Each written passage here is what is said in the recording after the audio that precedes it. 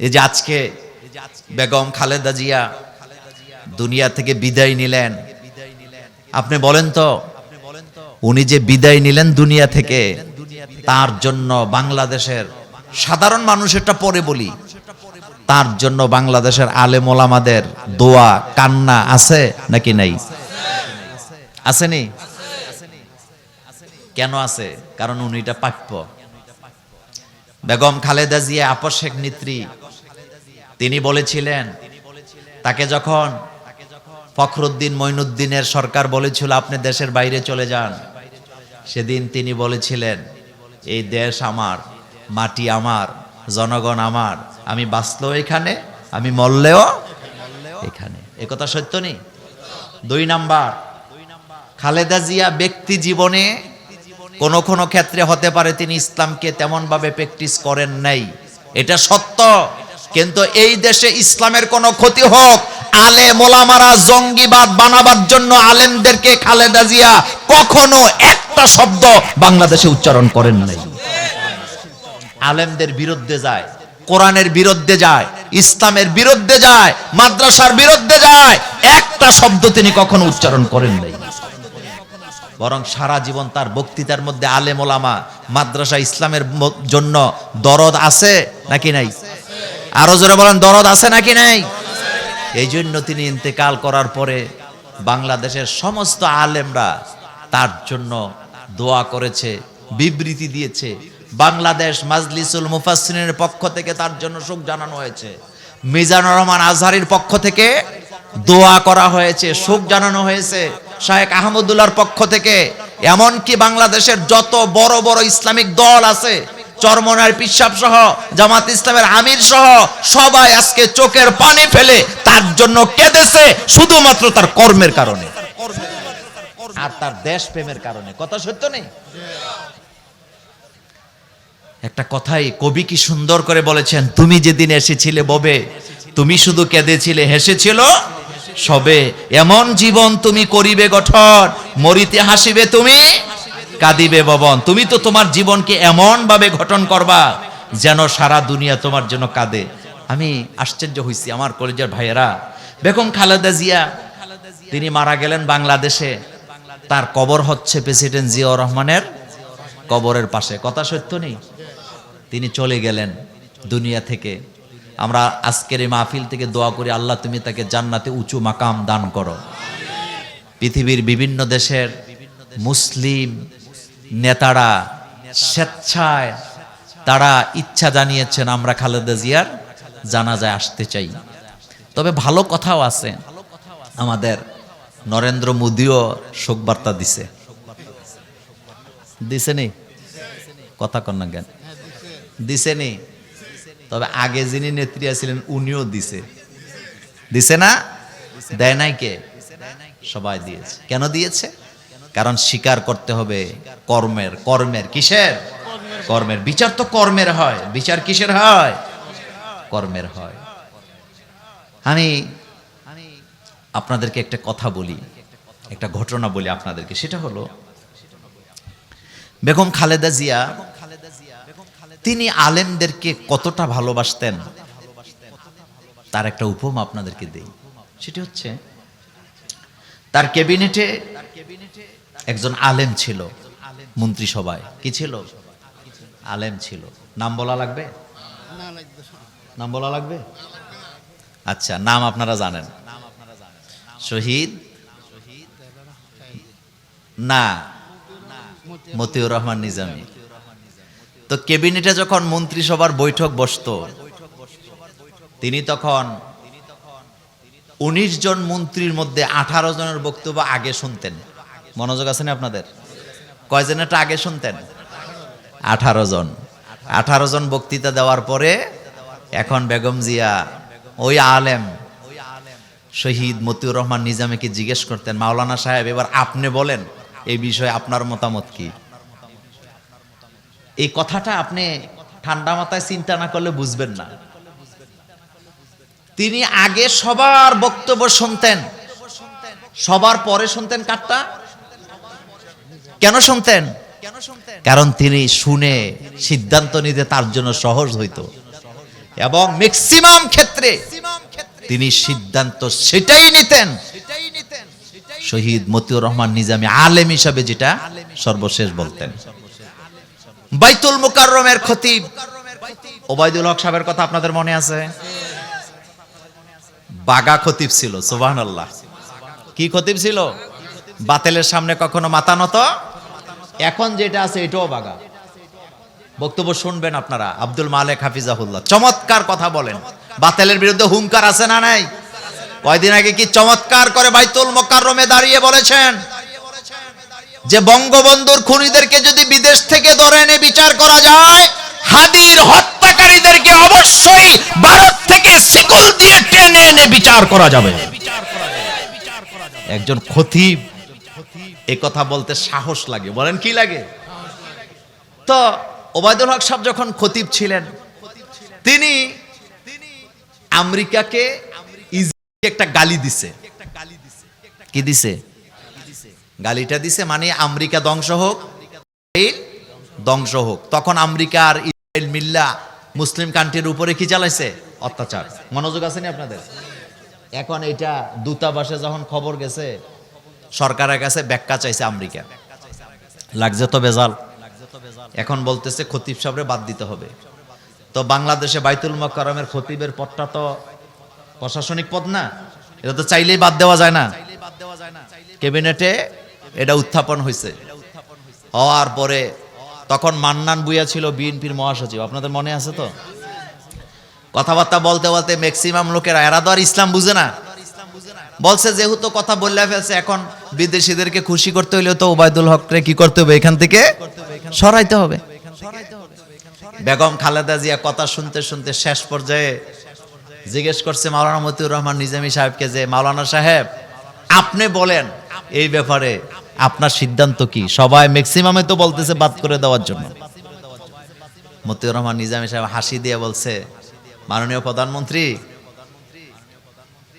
আমাদের খতিব সাহেব বাইতুল মুকাররমে দাঁড়ায় আমেরিকাকে যে বদদোয়া দিছে, ধ্বংস হওয়ার কথা বলছে, এটা বাংলাদেশ নয়, সারা পৃথিবীর সব মেম্বার থেকে প্রতি জুমায় খতিবরা এ কথাই বলে। কিন্তু সমস্যাটা হলো উনি বাংলায় বলে ফেলছে আর অন্যরা আরবিতে বলে। কথা বুঝেন না? আল্লাহুম্মা দাম্মির, এই কথাগুলো আসেনি খুতবার মধ্যে? বদদোয়া আসেনি? তো নিজামী সাহেব বলছে যে সমস্যাটা হলো উনি কিসে বলছে? বাংলায়, কিন্তু অন্যরা কিসে বলে? তখন বেগম জিয়া হাসি দিয়া বলছেন, এটা যেভাবে আছে এভাবেই থাক। কারণ আমাদের দেশে একটা মজার ব্যাপার কি জানেন? আরবিতে কোনো কিছু কইলে কোনো সমস্যা নাই। খুতবার মধ্যে আরবিতে মুনাফিকদের গালাগালি আসেনি? ঘুষখোরের বিরুদ্ধে কথা আসেনি? ইনসাফের কথা আসেনি? সাদাবাদের বিরুদ্ধে কথা আসেনি? ইন্নাল্লাহা ইয়ামুরু বিল আদলি ওয়াল ইহসানি ওয়া ইতাইজিল কুরবা ওয়া ইয়ানহা আনিল ফাহশাই ওয়াল মুনকার, আসেনি? কিন্তু আরবিতে কয় সমস্যা নাই, কিন্তু বাংলায় কইলে সমস্যা। এরকম আছে? আছে। তো কথা বলতেছিলাম বেগম জিয়ার ব্যাপারে।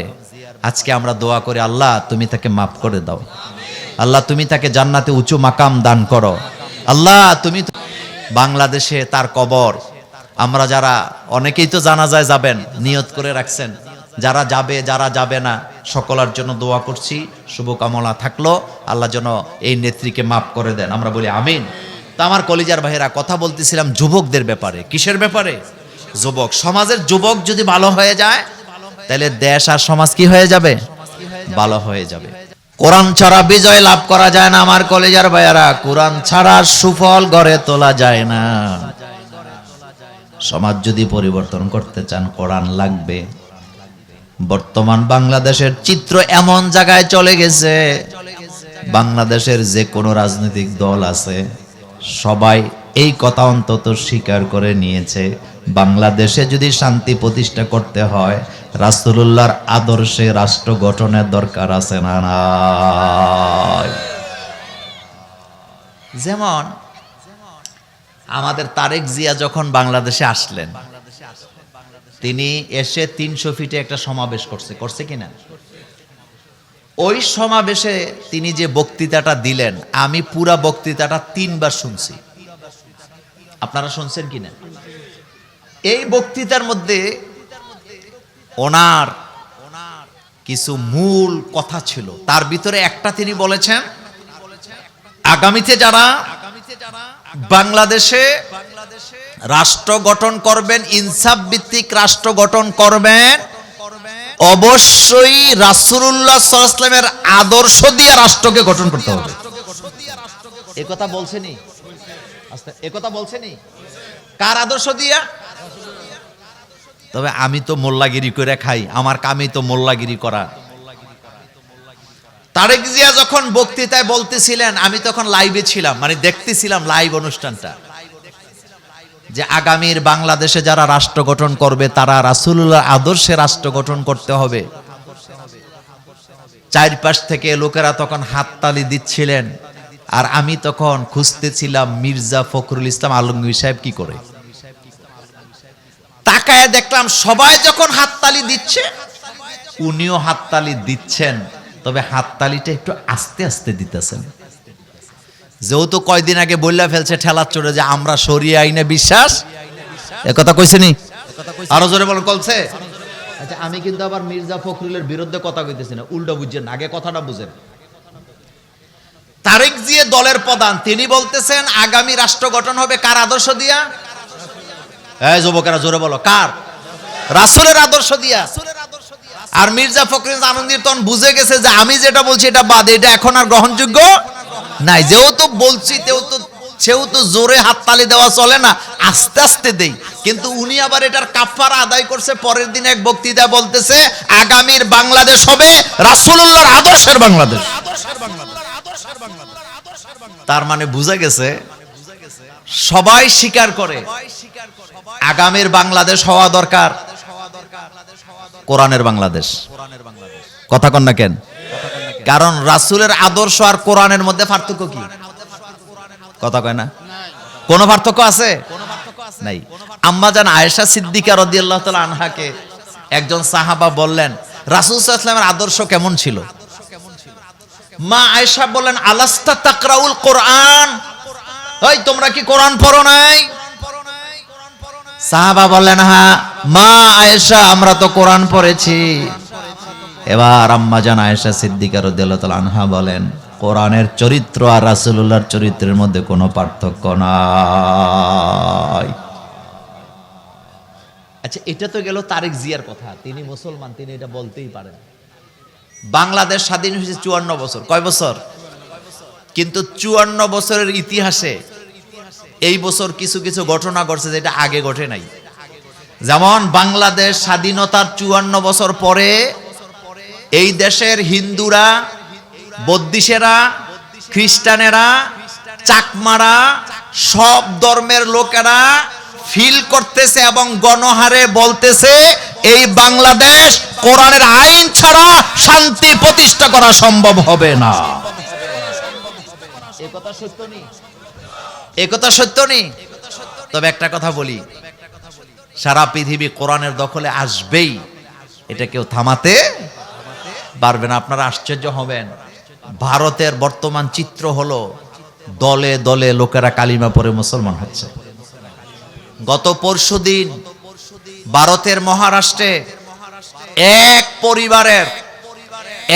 পরিবারের 32 জন একসাথে কালিমা পড়ে মুসলমান হয়ে গেছে।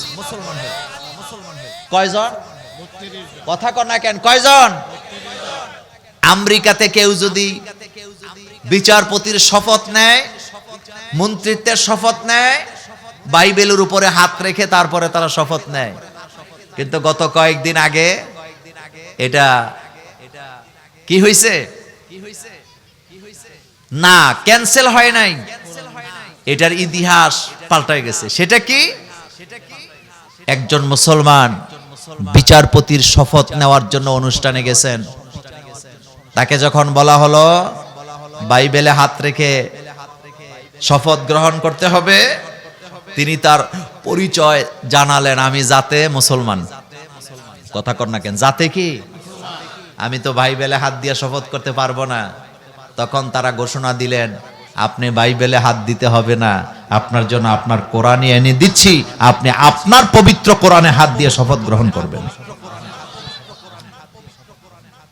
আমি আপনাদেরকে একটা কথা বলি, আমেরিকাতে যদি ধর্মীয় গ্রন্থ কোরআনে হাত দিয়া বিচারপতি শপথ গ্রহণ করতে পারে, তাহলে 90% মুসলমানের দেশেও আগামীতে যারা রাষ্ট্রপ্রধান হবে, এমপি হবে, মন্ত্রী হবে, কোরআনে হাত দিয়ে শপথ করতে হবে, রাষ্ট্রের মাল বিদেশে যাবে না, 10 টাকার দুর্নীতি তারা ক্ষমতায় গেলে করবে না।